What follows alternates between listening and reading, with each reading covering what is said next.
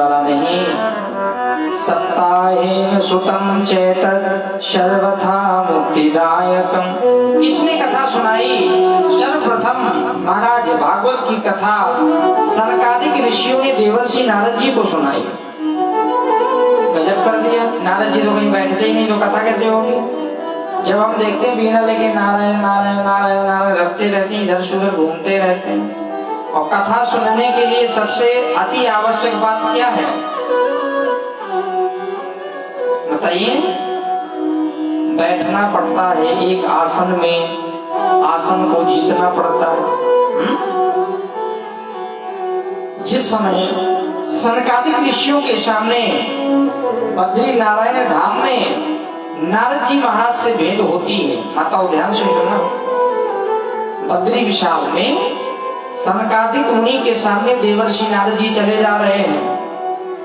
तो सनकादिक ऋषियों ने नारद जी से पूछ दिया, कथम ब्रह्म नवीन मुखा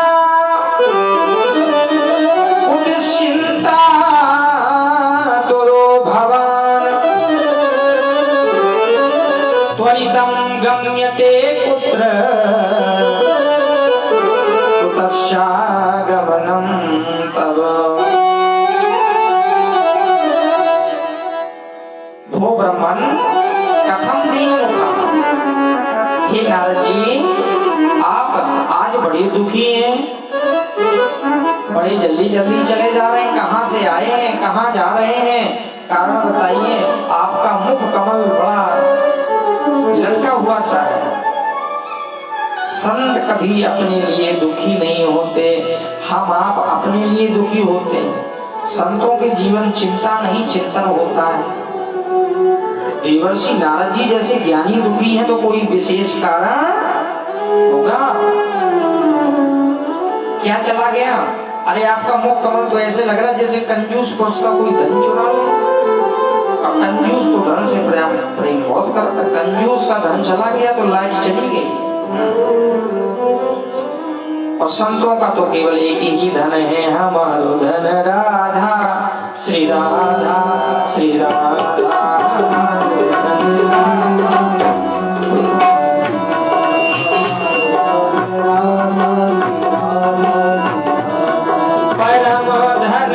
राधा राधा राधा राधा राधा परम धन राधा ब्रजवाणी दुलारी राधा श्री राधा श्री राधा ब्रजवाणी दुलारी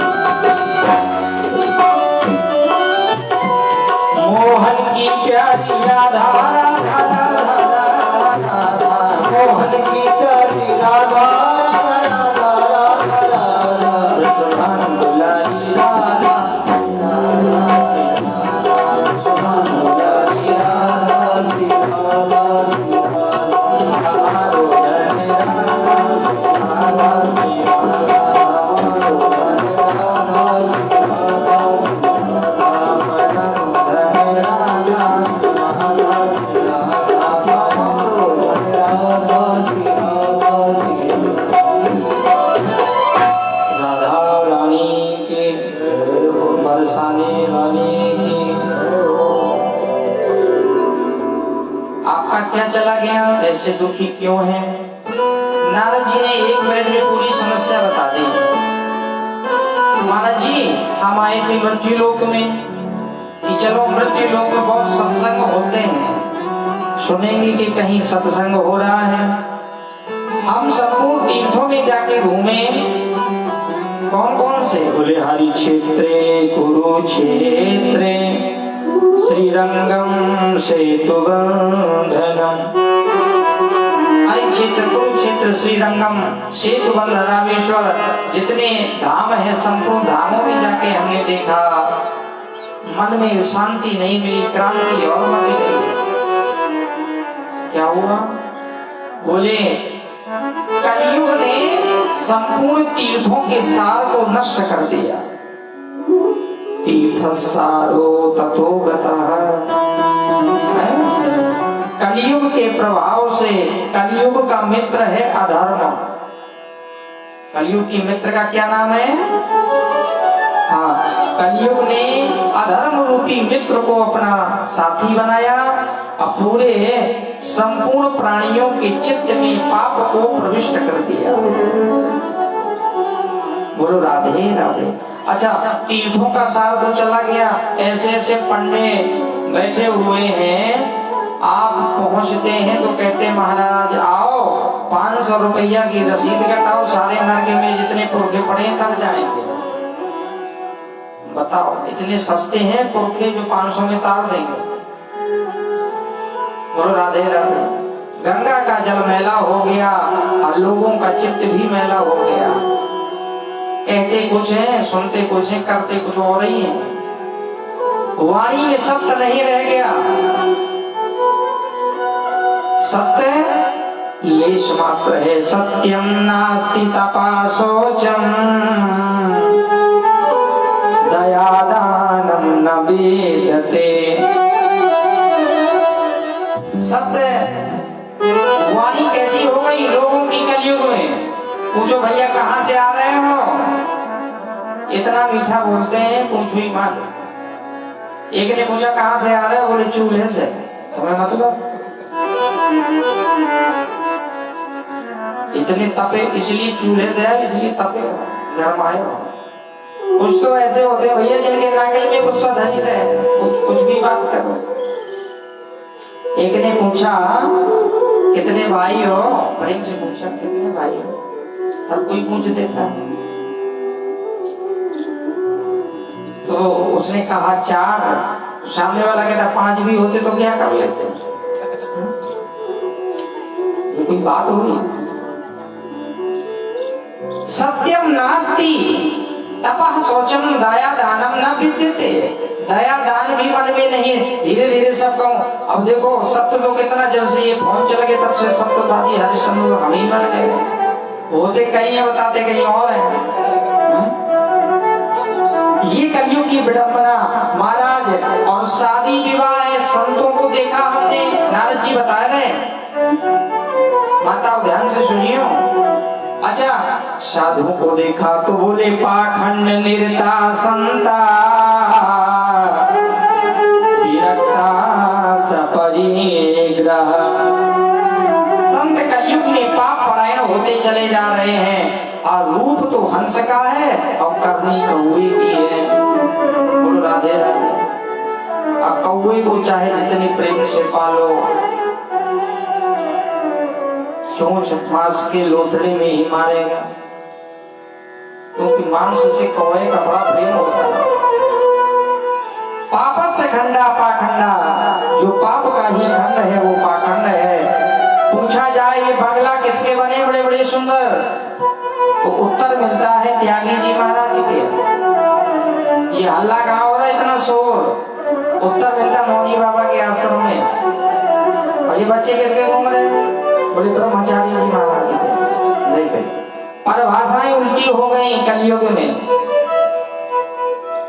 माता पिता को कोई पूछने वाला नहीं है। ऐसा लगा कि मत बैठना, हमारे नाती 1 गिलास पानी देगा या पुत्र देगा। क्यों? क्योंकि ससुराल प्यार भई जब ते, रिपु रूप कुटुंब भय तब ते ससुराल।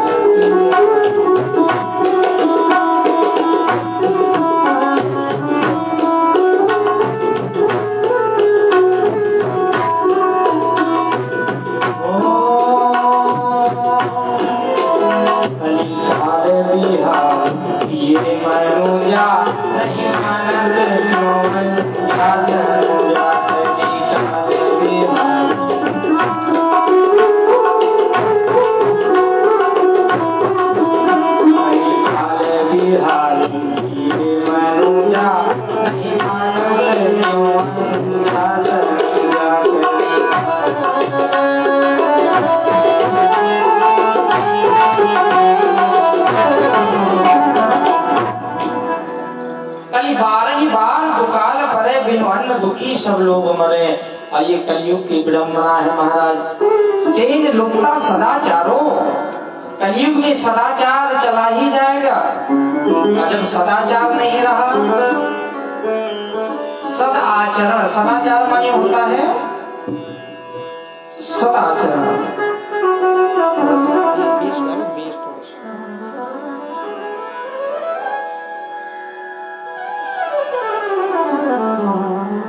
महाराज ऐसी स्थिति देखकर नारद जी का चित्त व्याकुल हो गया। गृहस्थों को देखा, गृहस्थ कैसे जीवन जीते कलयुग में। तो नारद जी कह रहे हैं सनकादिक ऋषियों से, महाराज जी हमने देखा है तरुणी प्रभुता गे श्याल को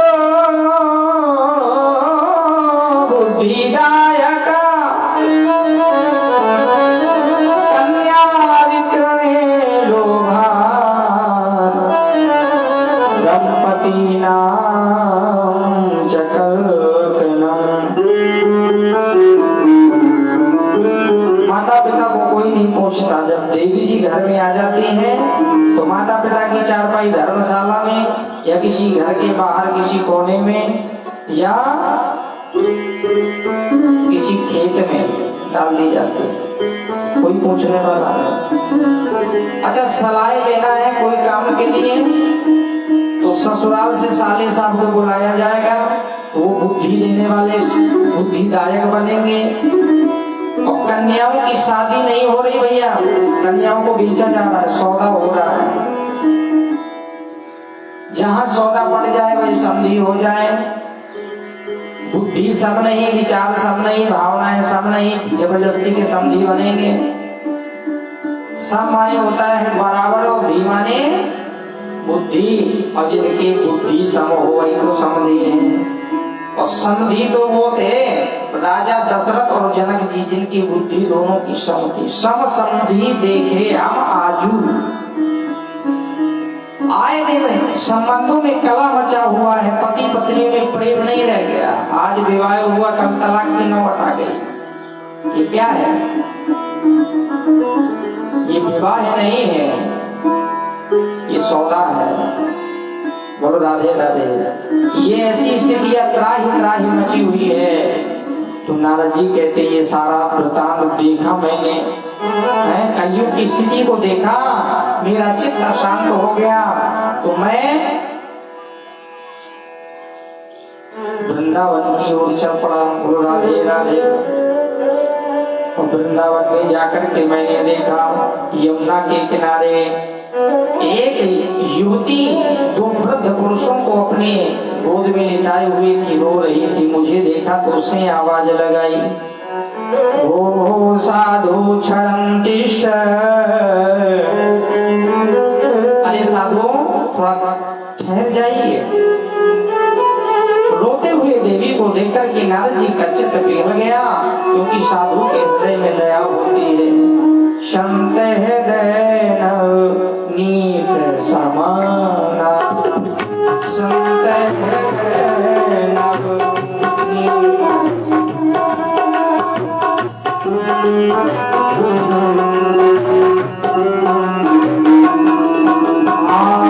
पर दुख देख द्रवई सुनीता, पर दुख देख द्रवई सुनीता। जो फल को देखकर के द्रवीभूत हो जाए वही तो शब्द है। आज नारद जी के मन में दया जागृत होकर पूछा, देवी तुम कौन हो?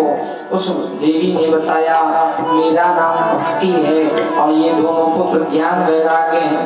कलयुग के प्रभाव से दोनों बूढ़े हो गए, न कोई ज्ञान को पूछता है न कोई वैराग्य को पूछता।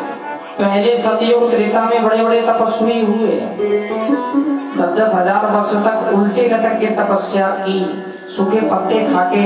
अब देखो ना कोई ज्ञानी है ना कोई बैरागी है। थोड़ी सी भक्ति हम आप कर लेते हैं, सोचते हैं बहुत कुछ कर लिया। बोलो राधे राधे। लेकिन धन है वृंदावन धाम, जहाँ वृंदावन धाम का आश्रय पाकर के आज भी भक्ति जवान है। वृंदावनम पुनः प्राप्य नवीनेन स्वरूपणि।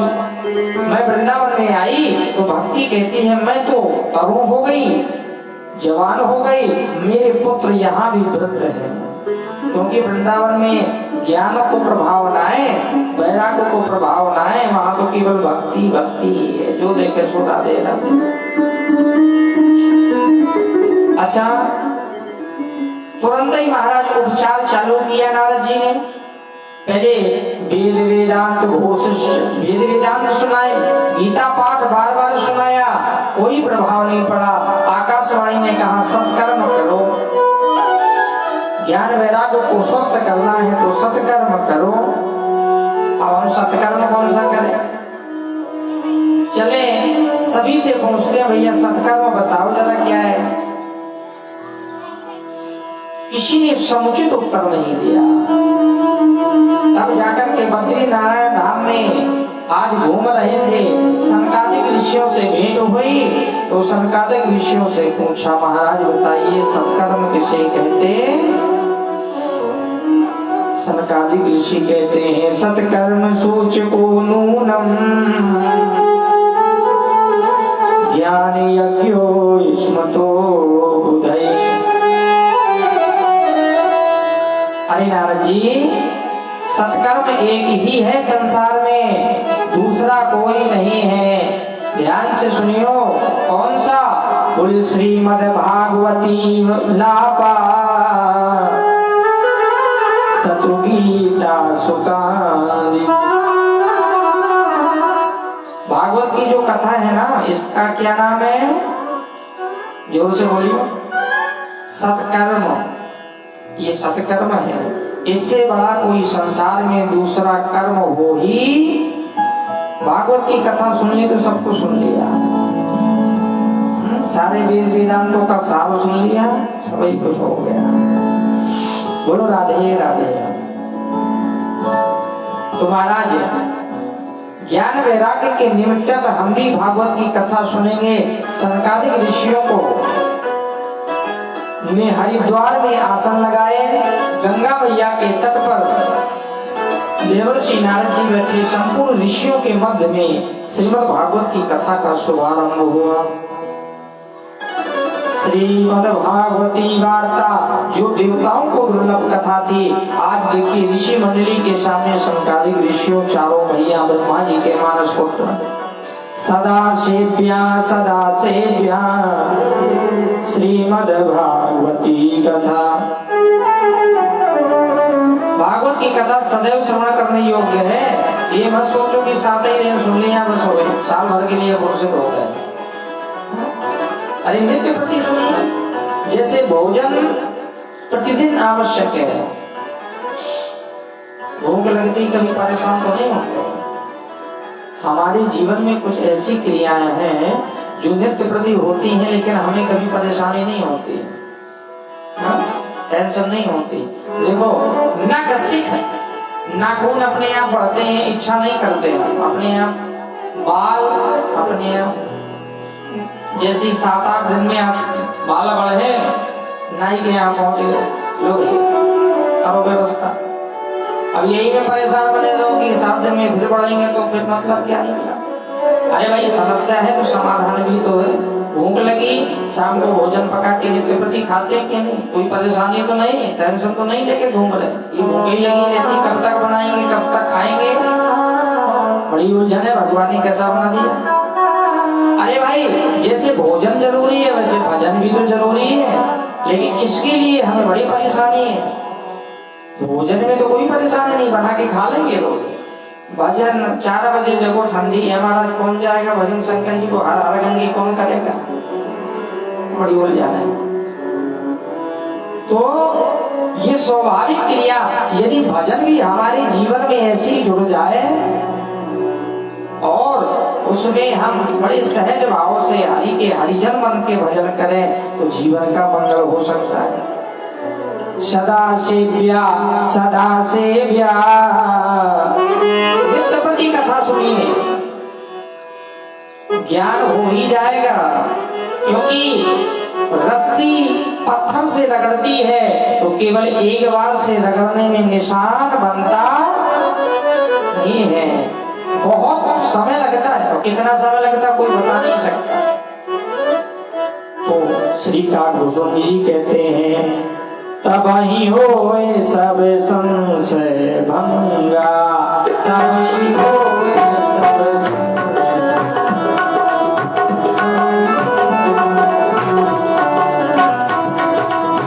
जब बहुकाल करिए सत्संगा, जब बहुकाल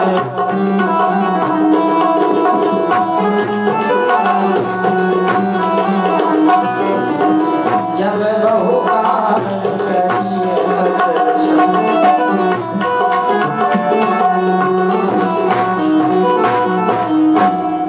जब बहुकाल करिए सत्संगा, हम तो बस लैन में लगे रहे, सत्संग में आते रहे और ये ज्ञान का रस पीते रहे।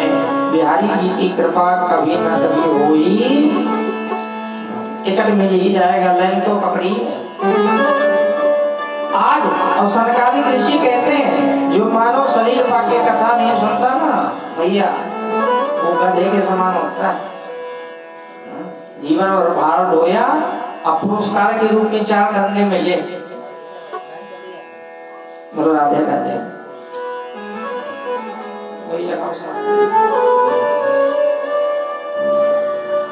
कोई गधे को पुरस्कार कभी नहीं मिलता कि बड़ा मेहनती है, धन्यवाद दे मालिक उसका। जब देता तो डंडे ही मारते ना, और जब किसी मतलब का नहीं रहता ना तो डंडे मार के निकाल भी देता मालिक। वैसे हम आप भी बड़े आज तो बड़े चमक रहे क्योंकि शरीर में शक्ति है, और जब किसी मतलब के नहीं रहेंगे तो कोई पूछने वाला। प्रेम से कहिए राधे राधे। श्वास लेते हुए मुर्दे के समान है जो कथा नहीं में जिसका मन नहीं लगता, सुनने में जिसे आनंद नहीं आता। पृथ्वी का भार है वो पापी है, केवल खाने पीने में जीवन यदि व्यर्थ करके चले गए तो मानो तन की कोई महिमा को हम आपने नहीं जाना।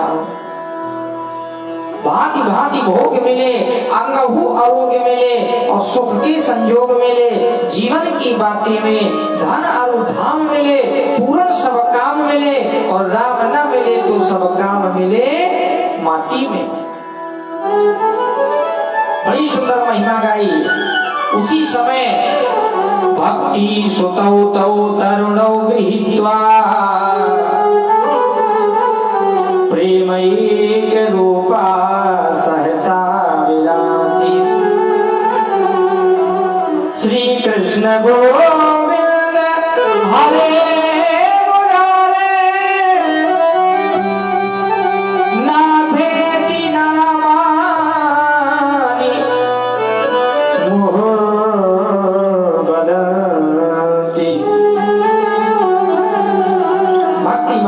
ज्ञान वैराग को साथ में लेकर के प्रकट हुई और ताता थैया करके नाचने लगे संत समुदाय के बीच में। और जहाँ भक्ति महारानी नृत्य कर रही हो, ज्ञान वैराग की वृद्धावस्था समाप्त हो गई।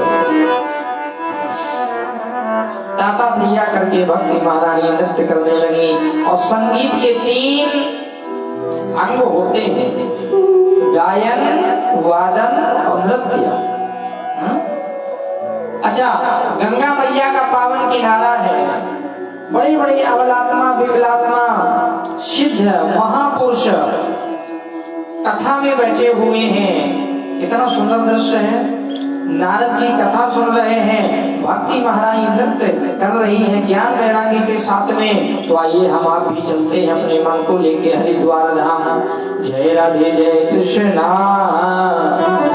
जय हो वृंदावन। जय राधे जय राधे जय राधे जय राधे जय राधे।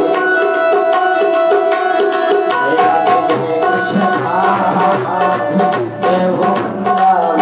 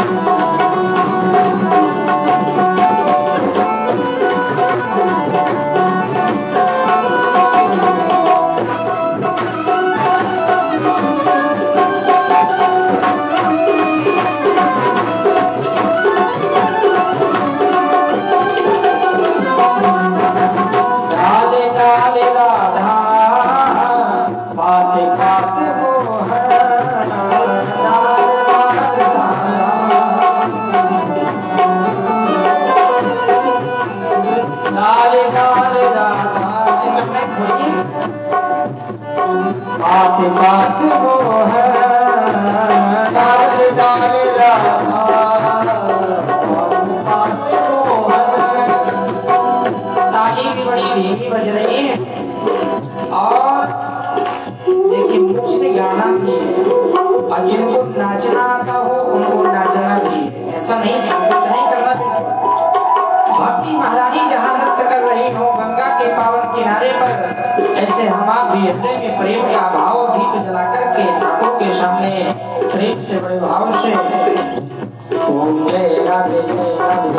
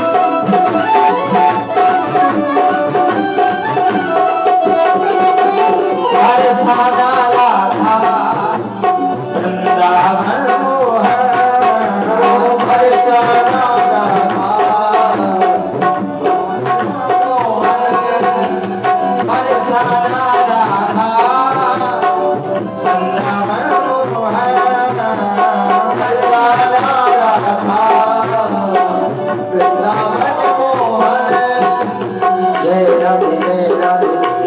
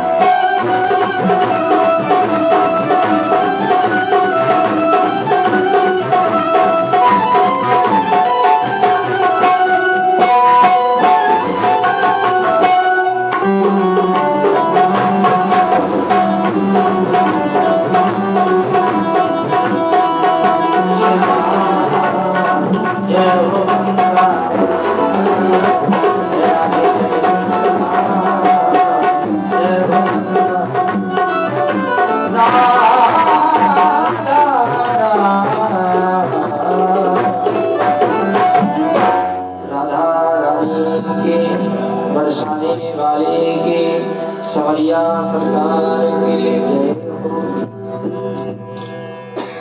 श्री पातालेश्वर महादेव की जय। यहाँ की माताओं की भी जय हो। आप भी कम भाग्यशाली नहीं हो। हर वर्ष श्रीमद् भागवत की कथा सुनने को प्राप्त होती है, तो देवताओं से बड़ा भागी तो यहाँ की माताएं हैं भैया। गजब कर दिया। महाराज जी, भक्ति महारानी ने प्रश्न किया, हम कहाँ बैठे? ध्यान से सुनियो, भक्ति कहाँ रहती है? जो भगवान से प्रेम करते हैं, निरंतरम वैष्णव मानसानि, जो वैष्णव हैं, जो हरि के हैं। अच्छा, वैष्णव कैसे पता चले कि ये वैष्णव है? देखो, जो सरकारी पेड़ होते हैं ना, वो अलग ही पता चल जाता है कि ये सरकारी है ना? उसमें निशान लगे होते हैं, छूना मना है, काटना मना है, और सरकारी पेड़ को काट दिया तो सजा भी हो सकती है, जुर्माना भी लग सकता है। बोलो राधे राधे। उदाहरण के तौर पे वैसे जो भगवान के हरिजन होते हैं, उनके मस्तक में चंदन, गले में कंठी और हाथ में कलावा।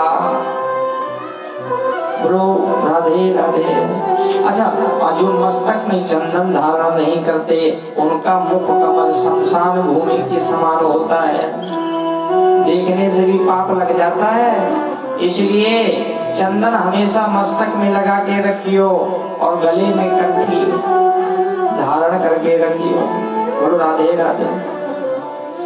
अच्छा, गले में कंठी हो गई, मस्तक में चंदन हो गया और मुख में भगवान का नाम किए।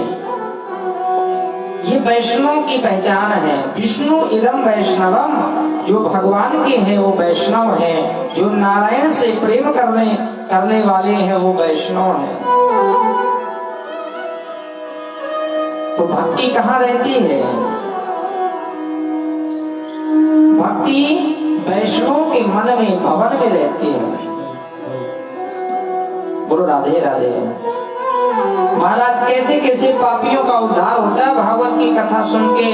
उसी सनकादिक ऋषि कहते हैं संसार का कोई कैसा भी पापी ले आओ, नंबर 1 का,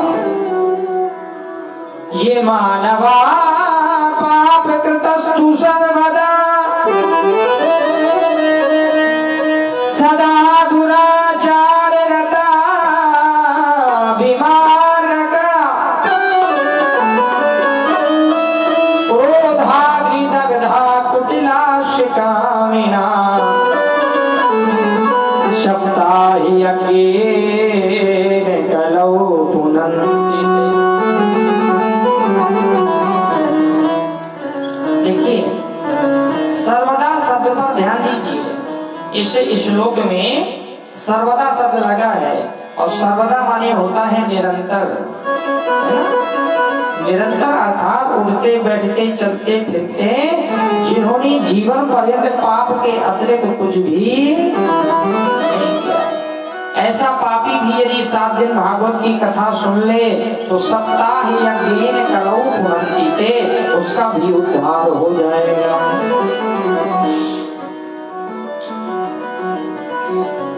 राम जी की शरण में जो भी आया, राम जी की कृपा क्रोध के रूप में उसका कल्याण ही कर दिया।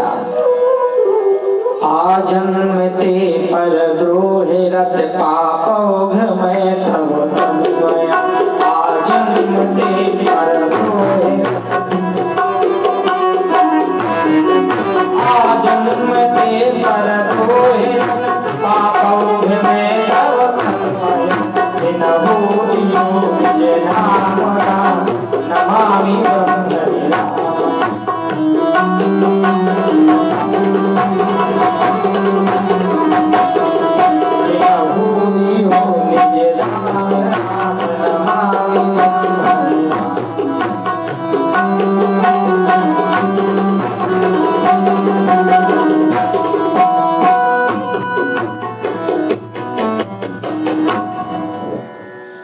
दियो निज